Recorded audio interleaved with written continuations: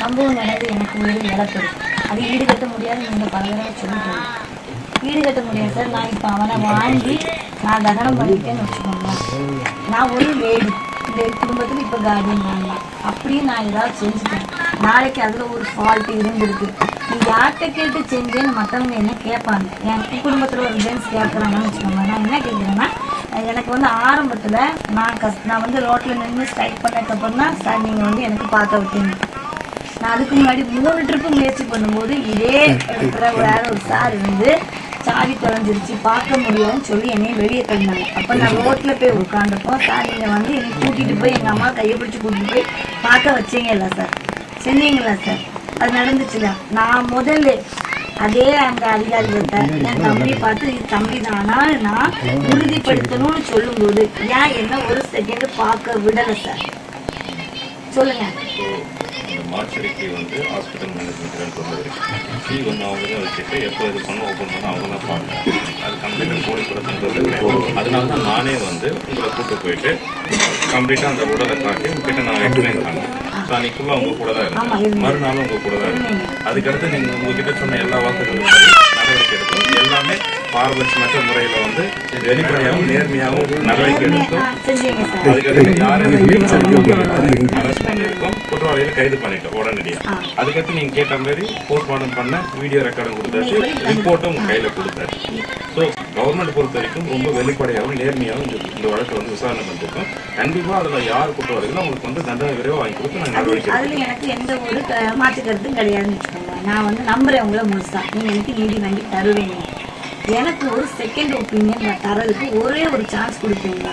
நான் வந்து அன்னைக்கு அழுது கூப்பாடு போடும்போது எனக்கு முதல்ல குரல் கொடுத்தது ஹியூமன் ரைட்ஸ்லேருந்து வந்தவங்க. இப்போ வரைக்கும் அவங்க எனக்கு வந்து எந்த வெளியூர்லேருந்து வந்து வீட்டிலே நாய்க்காவல் கிடக்கிறாங்க. நான் சாப்பாடு கூட கொடுக்குற சைட்லேயே நாங்கள் பட்டினி கொடுக்கல. ஒரு செகண்ட் ஒப்பீனியன் ஒரே ஒரு நீங்கள் 100% அந்த போஸ்ட்மார்ட்டம் ரிப்போர்ட் உண்மைன்னு நீங்கள் நம்புறீங்க, நான் நம்புறேன். அதே மாதிரி மீடியாவுக்கும் நான் அதை உண்மைன்னு சொல்லணும்னா எனக்கு 1 டே டைம் தருவீங்களா? நாளைக்கு 1 டே மட்டும் நான் அந்த ஃபுட்டேஜை ஹியூமன் ரைட்ஸில் உள்ள ஒரு டாக்டருக்கு அனுப்பி நான் கேட்கறதுக்கு எனக்கு டைம் கொடுப்பீங்களா? அது ஓகே, நீங்களும் ஓகே தான், நானும் ஓகே தான் நம்புறேன். அவங்களும் ஏன் ஓகே சொல்ல மாட்டாங்க? ஓகே இருந்தால் ஓகே தானே சொல்லுவாங்க. ஓகே சொன்னால் அடுத்த செகண்டே நான் அந்த பாடி எடுத்துறேன். ஏன்னா ஒரு வேளை அது தப்பா இருந்தா அந்த போஸ்ட்மார்ட்டம் பண்ண ரிப்போர்ட் நம்ம சிடில வச்சு கிட்ட கொடுத்துட்டோம். அவங்க கேட்ட உடனே கொடுத்துட்டோம். அதுல ஏதாச்சும் ஒரு விஷயம் இருந்தா கண்டிப்பா கொடுத்துருக்கோம். நாங்க வெளிப்படையா அந்த வழக்கை நடத்துறதுனால தான் இல்ல சொல்றது நான் வெளிப்படையா நாங்க புரியுதா? உடனுக்குடன் கொடுத்துருக்கோம். கண்டிப்பா நீங்க யாருனாலும் கேட்கலாம், எந்த இதுவும் கிடையாது. ஒரு நிமிஷம் கலெக்டர் சார், இதுக்கு வந்து ஒரு விஷயம் நேற்றே சொன்னதுதான். ஜேஎம் தான் ஃபுல் ஜுடிஷியல் மேஜிஸ்ட்ரேட் பண்றாங்க. போலீஸே நீங்க சொன்ன மாதிரி உங்களோட தான் எஸ்பி சாரும் உள்ள போல. அது ஃபுல் அண்ட் ஃபுல் வீடியோகிராஃப் பண்ணிருக்கீங்க. நீங்க கேட்டீங்க அதுல ஏதாவது டிஃபிகல்ட்டி இருந்துச்சுன்னா நம்ம அடுத்த ப்ரொசீஜர் நம்ம அதுக்கான எல்லா ப்ரொசீஜர்ஸும் இருக்கு. சரிங்களா? இப்போ விசரா சாம்பிள் வந்து சொல்லுங்க. விசரா சாம்பிள் 15 டேஸ் கழிச்சு அப்ப நீங்க 15 டேஸ் வரைக்கும் வெயிட் அதான் அவ்வளவு நாள் அந்த உடம்ப வச்சுக்க வேண்டாம்னா நான் இந்த ஃபுட்டேஜை ஒரு டாக்டர்கிட்ட கன்சல்ட் பண்ணதுக்கு மட்டும் எனக்கு டைம் கொடுங்க. அது முடிஞ்ச உடனே நான் அது என்ன சொன்னாலும் இருங்க சார். நீங்க இன்னைக்கு காலையில என்ன சொன்னீங்க? நான் இன்னைக்கு 4வது நாள் இருக்க மாட்டேன். என்னைய வந்து திருப்பி போஸ்டிங் கேட்கும்போது புதுசு புதுசா கேள்விகள் கேட்கறது என்ன வேணாலும் பேசலாம். நான் சொல்ற ஒரே விஷயம், என்ன வேணாலும் பேசலாம், என்ன வேணாலும் சொல்லலாம். பட் நம்மளும் கொஞ்சம் நம்ம எல்லாமே கரெக்டா பண்றோம். நீங்க நம்பிக்கையோட இருக்கீங்க. பட் ஒவ்வொரு தடவையும் புது புது கேள்விகள் கேட்கும்போது ஒப்படைச்சு ஃபிட்னஸ் சர்டிபிகேட்டோட ஒப்படைச்ச ஒருத்தரை அந்த ஜெயிலுக்குள்ள அடிக்க கூடாது ரூல்ஸ். அதை நீங்க மீறிட்டீங்க. உங்களுக்குள்ள இவ்வளவு நடக்கு. நான் ஒரு சாதாரண மனுஷன், இழந்தவா. எனக்கு எவ்வளவு கொஸ்டின்ஸ், எவ்வளவு பதில், நான் எவ்வளவு இவளுக்கு நான் இதெல்லாம் வாங்கி கொடுத்துடலாம். புருஷன் செத்ததுக்கு நான் நீதி வாங்கி கொடுக்கணும். அதுக்கு நான் என்ன செய்யணும் சொன்னா ஒத்தியில போராடணும். யோசிச்சு பாருங்க, என் நிலைமையில இருந்து யோசிச்சு பாருங்க. நான் எவ்வளவு பெரிய இதுல நான் எல்லாத்தையும் எடுத்து நிக்கேன் சார். உங்களை அவங்களெல்லாம் எதிர்த்து நிக்கிற மாதிரி இல்லம்மா, நாங்க யாரும் எதிராக நிக்கல. எல்லாரும் உங்களுக்கு சப்போர்ட்டிவா தான் நிக்கிறோம். அப்ப நீங்க இல்ல உங்களுக்கு நீதி வழங்குறதுக்கு தான் உங்களுக்கு நீதி வாங்கி கொடுக்கணும்னு சொல்லிட்டு நாங்க எல்லாருமே எங்க அதுக்கு அம்மா போன நாள்ல இருந்து நேற்று வரைக்கும் எனக்கு சொல்லி அழுத விஷயம் எடி அடிப்பாங்களான்னு கேட்டனே, நீ அடிக்க மாட்டாங்கன்னு சொன்னியே, கொண்டு வந்திருக்காங்க நிம்மதியான்னு கேக்குறாங்க. இது என்ன எத்தனை நாளைக்கு என்ன கேட்பாங்க சொல்லுங்க. சுதந்திரமான விசாரணை நடக்கும். அதாவது இதுல ஒரு மஜிஸ்ட்ரேட் லெவல்ல தான் போஸ்ட்மார்ட்டம் நடந்திருக்கு. நம்ம எல்லாத்தையுமே தவறா நினைச்சா அப்படிதான் மனசுக்குள்ள தோணும். இப்ப நிறைய பேர் ஐடியா சொல்லுவாங்க, ஆனா நாளைக்கு நம்ம இது எல்லாத்தையும் நம்ம தான் பார்க்கணும். இன்னைக்கு சொல்லலாம், யாரு வேணாலும் என்ன கருத்து வேணாலும் சொல்லலாம், ஆனா சொல்லிட்டு அவங்க போயிடுவாங்க. நம்ம தான் அதாவது நம்ம ஒரு இன்சிடென்ட் நடந்தாச்சு, அதை நியாயப்படுத்தி சொல்லல. சுதந்திரமான விசாரணை நடக்கும். எந்த பாரபட்சமும் இதுல இருக்காது. பாரபட்சம் இல்லாம தண்டனை கண்டிப்பா அந்த அரசாங்கம் வாங்கி கொடுக்கும். ஆனா நம்ம எல்லாத்தையுமே நம்ம பேசி போறப்பட்ட இல்ல, இதுக்கு ஒரு முடிவு வரணும். புரியுதுல்ல? இப்ப எவ்வளவு நாளா நமக்கு ஒரு இழப்பாயிட்டு, ஒரு பேர் இழப்பு. அதுல ஒன்றும் இத்தனை வயசுல இறந்து போறான்னா அது ஒன்றும் அது யாரும் சரின்னு சொல்ல மாட்டோம். அது நடந்தாச்சு. இதை ஒரு அரசும் என்ன நினைக்குதுன்னா அந்த குடும்பம் நல்லா இருக்கணும். ஒரு அடுத்து நடக்க வேண்டிய விஷயம் இன்னொரு விஷயம் இதுல என்ன ஒரு பிரச்சனை முதல்ல எனக்கு வந்ததுன்னா, அந்த நீங்க நேற்று விளக்குனீங்க அந்த போஸ்ட்மார்ட்டம் ரிப்போர்ட் எனக்கு தந்ததில்ல, ஏன் டைம் போடலை, ஏன் இது பண்ணலை, பாடி ஆக்குமெண்ட்ஸ்ல எங்க கொண்டு போயிருக்கேன்னு என்ன சொன்னாங்க. சப்போஸ் அது வருது ஹார்ட் அட்டாக்ல தான் இயற்கை மரணம்னு நீங்க ஒரு வார்த்தை சொல்லிட்டீங்கன்னா நான் இந்த கேஸை எப்படி என் தம்பி இல்லாம நான் மூவ் பண்ணுவேன்? எல்லாமே சார் தான் முழுமையாக நம்ம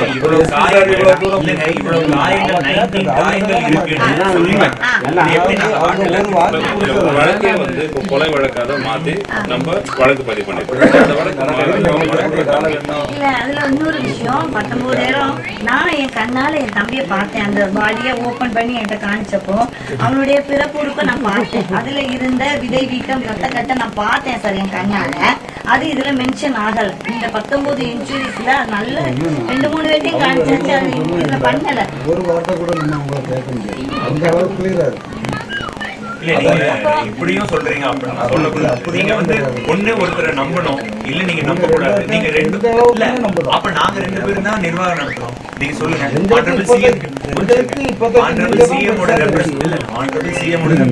நானும் சார், நாங்க 2 பேரும் தான் அவங்களோட ரெப்ரசன்டேட்டிவா இங்க நிர்வாகம் நடத்துறோம். எங்க மேல நம்பிக்கை இருக்கு, ஆனா அந்த விசாரணை நம்பிக்கை இல்லைன்னா அப்புறம் யார் விசாரணை? இப்போ இந்த ஆக்சுவலி இந்த கேஸ அடுத்து சிபிசிஐடி வேற ஏதோ மாத்தினாங்க, டிராக் பண்ணணும்னு நினைச்சிருந்தா இவ்வளவு விஷயத்த ஒரே நைட்ல சார் செஞ்சிருக்க மாட்டேன். சரியா? ஒரே நைட்ல உங்களுக்காக யாரெல்லாம் தப்பு பண்ணாங்களோ அவங்களை ரிமாண்ட் பண்ணிருக்காரு. அடுத்து சந்தேகத்தின் பேர்ல இருக்க யாரையுமே விடக்கூடாதுன்னு அவங்க எல்லாத்தையும் எஃப்ஐஆர்ல ஆல்டர் பண்ணிருக்காரு, எல்லாம் பண்ணிருக்காங்க. இதுக்கப்புறம் இன்னும் சார்ஜ் ஷீட் ஃபைல் பண்றப்போ நம்ம அடுத்து ஒருவேளை உங்களுக்கு இன்னும் வேற என்ன சந்தேகம் இருக்கோ அது எல்லாத்தையும் இன்வெஸ்டிகேஷன்ல சேர்க்க போறோம். சார்ஜில் உங்களுக்கு என்னென்ன நினைக்கிறீங்களோ அதெல்லாம் சேர்த்துக்கலாம். நான் சொல்லல சார், இந்த விசாரணையில ஒரு குத்தமும் நான் சொல்லல. எனக்கு திருப்தி தான். இது வரைக்கும் நான் அரெஸ்ட் பண்ணது எல்லாம் நான் எனக்கு சிசிடிவி ஃபுட்டேஜ் காலையில உங்கள்கிட்ட தான் சொன்னேன். எனக்கு மத்தியானம் நீங்க தந்துட்டீங்க. உங்ககிட்ட சொல்லலாம், அவங்ககிட்ட சொன்னேன். எனக்கு ஆனா மத்தியானம் கண்டிப்பா நீங்க தந்துட்டீங்க. நான் போய் இருக்கு, நான் எல்லாரையும் ஓப்பனா சொல்றேன். நீங்க எனக்கு நல்லதான் பண்ணிட்டு இருக்கீங்க, நான் இல்லைன்னு சொல்லல. ஏன் ஒரு செகண்ட் ஒப்பீனியன் கேட்க கூடாதுன்னு நீங்க நினைக்கிறீங்க? அந்த வீடியோ 2 மணி நேரம் வீடியோ நம்ம கொடுத்தாச்சு, கூட பார்த்துட்டு நம்ம டாக்டர்ஸ் கிட்ட செக் பண்ணிட்டு சொல்லுவோம். அப்ப எனக்கு மத்தியானம் வரைக்கும் டைம் இருக்கு, நான் எடுத்து நான் அனுப்பி விட வேணும். சாயந்தரம் எடுத்துறேன், சாயந்தரம் நான் எடுத்துறேன். நாளைக்கு கன்ஃபார்மா இருக்கு. இல்ல நீங்க இன்னைக்கு காலையில நாளைக்கு காலையில கண்டிப்பா நான் இப்போ ஓப்பனா எல்லாரும் என்ன சார் என்ன சொல்லிட்டோம்ல, நான் இப்ப பாதிக்கப்பட்டிருக்கிறது எனக்கு எல்லாரும் இன்னொருத்தவங்க கூட எனக்கு ஒரு சொன்னாங்க. இப்ப இன்னொரு 2 பேர் புதுசா ஏதாவது பாருங்க சொல்லுவாங்க, சொல்றேன். இப்ப அதுக்கு ஒரு விளக்கங்கள், அதுக்கு ஒரு 2 நாள் ஆகும். அப்படி இல்ல, அது நீங்க கேட்டது கரெக்ட். நான் சொல்ல விசாரணையில அங்க நடந்த சிசிடிவி ஃபுட்டேஜ் செகண்ட் அறிவியல் பூர்வமான ஆய்வு நடத்தி அந்த தடயங்கள் கலெக்ட் பண்ணிருக்கோம். 3வது அங்க இருக்க ஆவணங்கள் எல்லாத்தையும் கலெக்ட் பண்ணிருக்கோம். இது எதுக்கும் மாறாது, அந்த ஆவணங்கள் அப்படியே தான் கலெக்ட் பண்ணி வச்சிருக்கோம். அதன் அடிப்படையில தான் நம்ம குற்றவாளிகளை கைது செய்யறதுக்கும் விசாரணை நடத்திருக்கோம். அங்க இருக்க எல்லா சாட்சிகளுக்கும் நம்ம ரெக்கார்ட் பண்ணிருக்கோம், வீடியோ ரெக்கார்ட் பண்ணிருக்கோம். அது எதுக்கும் மாறாது. சரி, அது கோர்ட்ல தான் நம்ம சப்மிட் பண்ண போறோம். அட்வொகேட்டா அதை டெபாசிஷன் போட்டு பார்க்கணும். சரிங்களா? விசாரணை பொறுத்த வரைக்கும் எந்த விதமும் சுதந்திரமாகவும் வெளிப்படையாக நடக்கும். சரிங்களா? இனி அளவும் நீங்க அதை சந்தேகம் பட வேண்டிய அவசியம் கிடையாது. இப்போ வரைக்கும் ஒரு சொல்லவே இல்லை சார். நான் திரும்பி சொல்றது வந்து புரிய மாட்டேன் சார். இந்த ஒருத்தவங்க இன்னைக்கு நான் டீன் ஆஃபீஸ் போகும்போது யாருன்னே தெரியாது, என்னை கூப்பிட்டு டக்குன்னு சொல்கிறாங்க, நீங்கள் வார்டன் அரெஸ்ட் பண்ணியிருக்காங்க, ஜெயில் கைதிகளை அரெஸ்ட் பண்ணியிருக்காங்க. ஓகே, இந்த ஜெயிலில் சூப்பரண்டுன்னு ஒரு சார் இருப்பார், ஒரு பால் பாக்கெட்டுனாலும் சரி அவரை கேட்காம உள்ளே போகாது வெளியே வராது. நீ கொடுக்குற 10 பழத்தில் 5 பழம் கூட அவர் எத்தனை பழம் கொடுக்கணும்னு சொன்னாலும் அதுதான் அந்த கைதிக்கு போயிட்டு, நான் உள்ளே இருந்தேம்மா எனக்கு தெரியும் நான் சொல்கிறேன், நீ அவரை ஏமா அதில் கொண்டு வரலன்னு கேட்டாங்க. நான் அதை நான் இப்போ பேப்பரில் எழுதவோ நீங்கள் கொண்டு வாங்க சொல்லவே இல்லை. நீங்கள் விசாரணை எப்படி கொண்டு கொண்டு பிரச்சனை இல்லை. இந்த போஸ்ட்மார்ட்டத்தில் இந்த போஸ்ட்மார்ட்டம் அது எதுவுமே மண்டையில் எடுக்கலை சார். நான் கேட்குறேன், இப்படியெல்லாம் என்னை வந்து பிரெயின் வாஷ் பண்ணிட்டு இருக்காங்க. நான் இப்போ என்ன கேட்குறேன், எதுவுமே வேண்டாம், நீங்கள் தாராளமாக பண்ணுங்க, உங்களை மனப்பூர்வமா நம்புறேன். இந்த போஸ்ட்மார்ட்டத்துல இது டேட்டு டைமு சொல்லாததுக்கு நேற்று தான் விளக்கம் சொன்னீங்க. அதுக்கு முன்னாடி போஸ்ட்மார்ட்டம் எனக்கு திருப்தி இல்லை. நான் சொன்னேன், ஒரு டிவிக்கு நான் சொன்னேன் திருப்தி இல்லை, டேட் இல்லை, டைம் இல்லை, நான் பார்த்த காயங்கள்ல ஒன்று விடுபட்டு இருக்கு, அது ஏன் வரலன்னு தெரியல. இன்னும் வந்தவங்க சொல்றாங்க நீங்க ஏன் ஃபுட்டேஜ் எடுக்கல, நீங்க ஏன் உள்ள இருக்கலன்னு கேட்கறேன். நான் எடிட்டிங் பண்ணதோட வெளியே வந்துட்டேன், நான் உள்ள இருக்கேன், அது தப்பு. ரூல்ஸ் பிரகாரம் நீங்க உள்ள இருக்கணும்ல, நீங்களும் அதை கேட்கணும்ல, ஏன் கேட்கலன்னு கேட்குறாங்க. அப்ப ஏன் நான் அதை ஒன்றையோட கன்சல்ட், நீங்க அது கரெக்ட். நான் கூப்பிட்டு சொன்னேன் 100% போஸ்ட்மார்ட்டம் கரெக்டுன்னா எனக்கு ஏன் மத்தியானம் வரைக்கும் டைம் தர மாட்டேங்க. நான் இங்கேயே வச்சிருக்கேன். இல்ல நான் இருக்க முடியலன்னா நானும் இவங்களும் தான் உள்ள போனோம். என்னால முடியல, நான் சொல்லல, நான் அழுது நான் வெளியே வந்துக்கலாம். அப்ப இவங்களும் இருக்க சொல்லிருக்கோம், ஏன் வெளியே போய் சொன்னாங்க. ஈவினிங் வரைக்கும் டைம் தாங்க சார். நான் 4:30 தான் எடுக்கிறது. இந்த ஒப்பீனியன் மட்டும் கேட்டு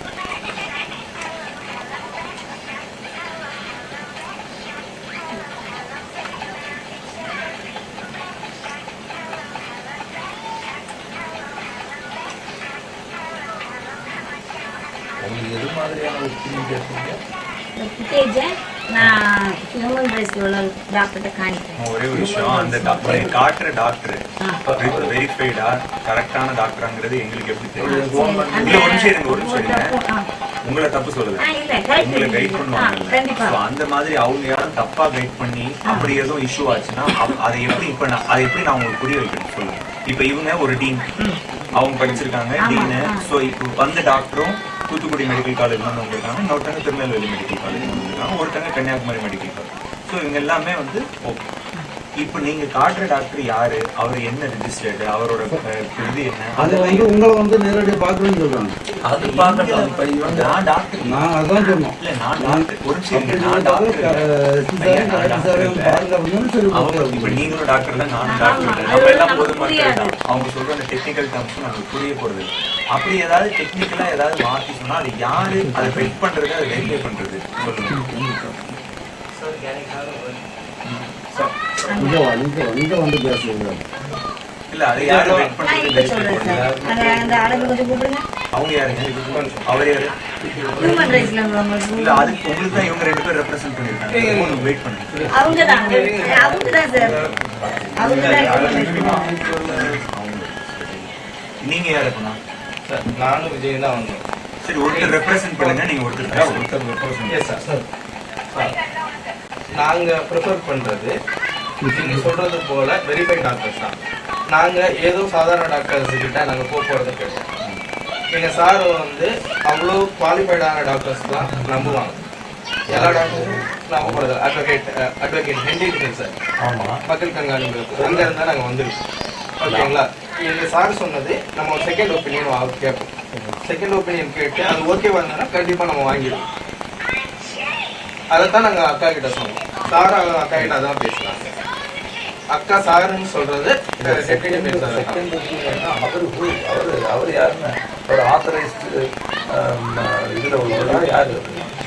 ஏன்னா இப்ப டாக்டர்ஸ்னா கவர்மெண்ட் சைட்ல இருக்கக்கூடியவங்களா நம்ம நம்பாம நீங்க இன்னொருத்தர சொல்றீங்கன்னா அவர் யாருன்னு சொல்லுங்க. அவர் என்ன, அவரோட அவருடைய வேலை பாக்குறாரு, அந்த டீடைல் சொல்லுங்க. கவர்மெண்ட் சைட்ல உங்களுக்கு டிரான்ஸ்பரண்டா இருக்கணும்ல. அப்ப எங்ககிட்ட நீங்களும் நானும் எனக்கு யாருன்னு தெரியணும்ல. ஏதோ ஒரு அன்குவாலிஃபைட் டாக்டர் அவர் நீங்க ரீசன் இருங்க சார். இப்ப நீங்க வந்து நீங்க சொல்றது எல்லாத்தையும் நாங்க கேட்கிறோம். ஓகே, இப்ப நான் சொல்றது விஷயத்தையும் நீங்க இப்ப எனக்கு ஐ ஹாவ் டு நோ. இப்ப வேற ஏதோ ரீசனுக்காக அவர் மாத்தி சொல்லணும்னு நினைக்கிறாருன்னு வச்சுக்கோங்க, அதை யார் வெயிட் பண்ணுவாங்க? Google wait, Google verify. நாங்களுமே